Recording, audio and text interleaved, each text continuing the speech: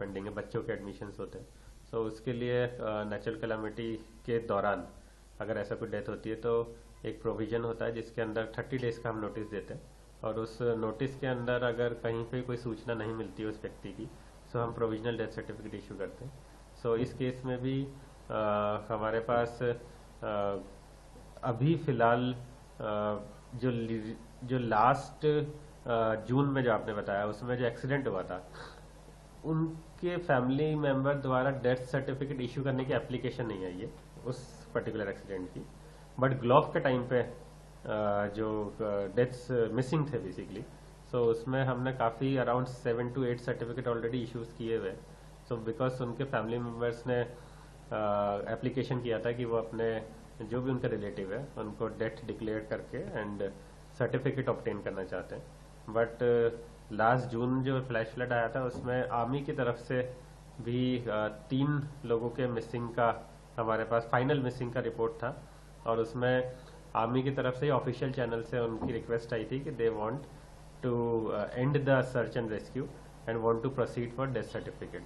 सो उस death certificate 3 लोगों के लिए हमने नोटिस पीरियड अभी दिया हुआ है 30 डेज़ का जो चल रहा है। उस 30 डेज़ के अंदर अगर कोई इस तरह से कोई सूचना नहीं आती है या किसी भी तरह का इनपुट नहीं आता है, सो उनका प्रोविजनल डेथ सर्टिफिकेट इशू कर दिया जाएगा। नहीं, अभी मेरे पास ऑफिशियली रिसीव नहीं हुआ है for obtaining the death certificate, वो नहीं हुआ है। बट ऑल्दो उनके फैमिली मेम्बर्स का सर्च एंड रेस्क्यू के लिए उसके एफर्ट्स को एनहेंस करने के लिए एप्लीकेशंस आए थे, सो वो हमने वहाँ पे एनडीआरएफ के साथ, आर्मी के साथ, आईटीबीपी के साथ, सबके साथ कंटिन्यू भी रखा था, काफ़ी टाइम तक किया था। उसकी डेड बॉडीज़, कुछ बॉडीज़ जो थी हमें Jalpaiguri and north Bengal side में भी मिला था, बट वो बॉडीज़ आइडेंटिफाई नहीं हुई इस एक्सीडेंट से रिलेटेड। वो बॉडीज़ आर्मी का जो लैंडस्लाइड हुआ था वहाँ से कुछ आइडेंटिफाई हुई थी बॉडी, बट जो पर्टिकुलर एक्सीडेंट था उस एक्सीडेंट की डेड बॉडीज आइडेंटिफाई नहीं हुई थी। तो इसके लेकर आप लोगों की ओर से अभी रेस्क्यू बंद कर दिया गया है, इसका कोई सर्च ऑपरेशन अभी नहीं होगा उसका? नहीं, अभी तो उसके बाद भी एनडीआरएफ हमने 1 महीने तक प्लेस रखी थी। उन लोगों ने रेस्क्यू सर्च भी किया, जब पानी का लेवल डाउन गया उसके बाद भी उन्होंने जाकर देखा, बट एनडीआरएफ ने भी ऑफिशियल क्लोजर रिपोर्ट दे दी है इसकी कि उनको इस संबंधित जो एक्सीडेंट था उससे रिलेटेड कोई बॉडी नहीं मिली है करके। ग्लोव के बाद और अभी जो 12-13 जून को फ्लैश फ्लड या जो रेनफॉल हुआ था उसके बाद टुंगनागा का रास्ता बंद हो गया था। उसके बाद बीच में टुंगनागा का रास्ता ओपन भी हुआ था लास्ट वीक। टुंगनागा का रास्ता ओपन भी हुआ था 3-4 महीने पहले, बट जो रेल खोला है वहाँ पे जो ब्रिज कोलैप्स हुआ था उसके बाद वापस से डैमेज हो गया था। अभी जो रास्ता है वो नियर टू कंप्लीशन है एंड ब्लैक टॉपिंग का काम चल रहा है उस पर। एंड जो 107 आरसीसी क्रैप है उनके द्वारा जो सूचित किया गया है, उन्होंने टेंटेटिव डेडलाइन 15 दिसंबर से 20 दिसंबर के बीच का दिया है। सो हम एक्सपेक्ट कर रहे हैं कि आने वाले 10 से 20 दिनों में 15-20 दिसंबर के आसपास ये रास्ता ओपन हो जाएगा।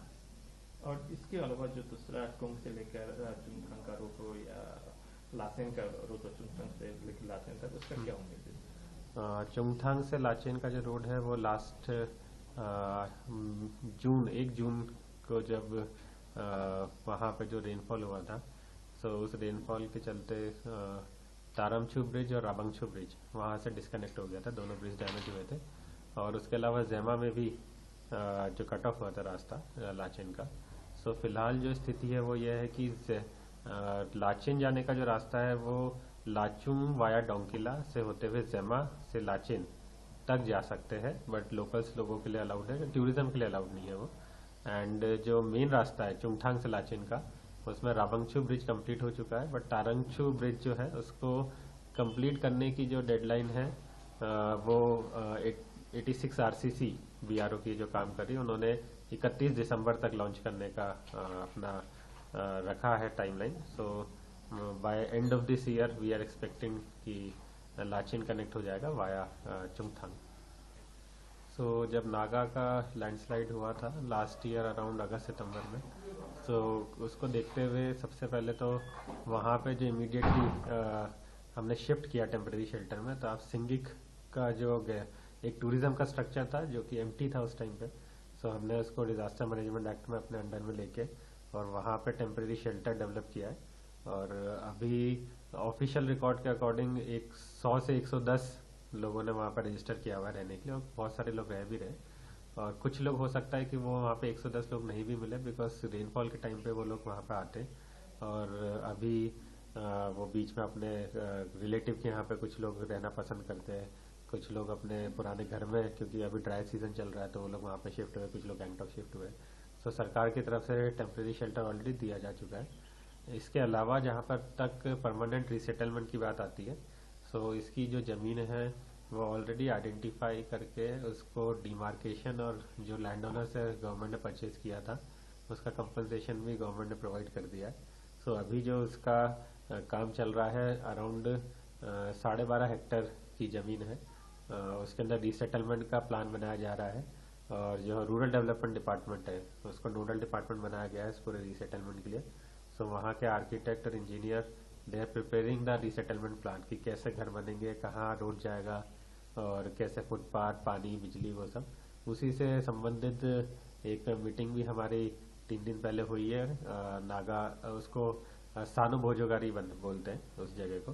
सो वहीं पे ही जाके एक मीटिंग हुई थी जिसके अंदर हमारे ऑनरेबल एरिया एमएलए जो है Samdup Lepcha sir, honourable minister Pintso Namgyal Lepcha sir, plus RDD secretary खुद भी आए थे, हम लोग भी वहीं पे थे।